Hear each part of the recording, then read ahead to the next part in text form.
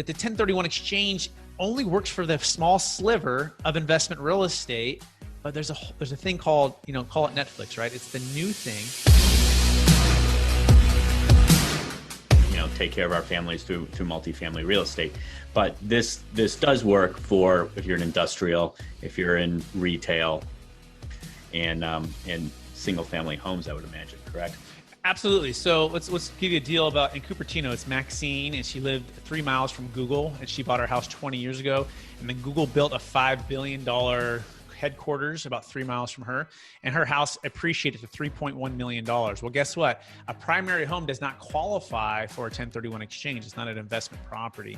But what she was able to do above and beyond her 121 exclusion, which basically states if you live here 2 of the last 5 years, you get $250 if you're single, $500 if you're married, tax-free. But above and beyond that, she owed $500,000 in capital, or about $400,000 in capital gains tax. So instead of paying all that or just staying in her house and feeling trapped, she's able to sell that house, and now she's tax deferred, she's out of debt, and she took all of that equity and she moved it into passive income. She also owns multifamily. And what's cool, John, is a syndicator or operator, maybe if people are looking to partner with you, up to 80% of the funds the next day could go into an investment real estate deal. And so for her, she's older. She just went from this big house, all this equity just sitting here, not working for anybody, all locked up. And now she's passive. She's getting the depreciation offset. She's getting the cash flow.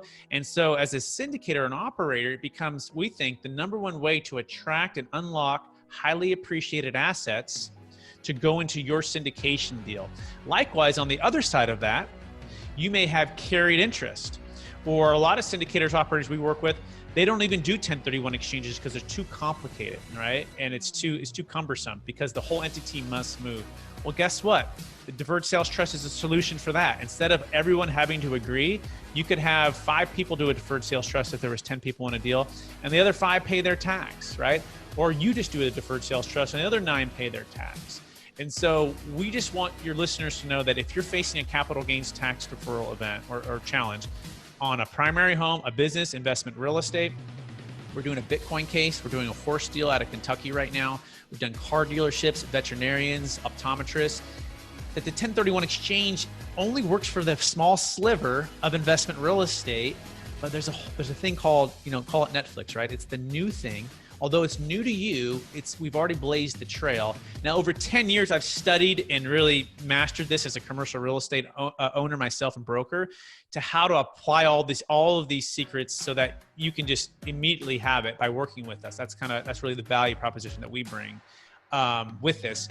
But it also is proprietary. It also is very specialized. And so you need that team of professionals to help you with that. All that being said, it gives you so much more of an advantage versus just the 1031 exchange. And in some cases, the 1031 just doesn't work for any of those assets. And this becomes really like the only option in town, if that makes sense.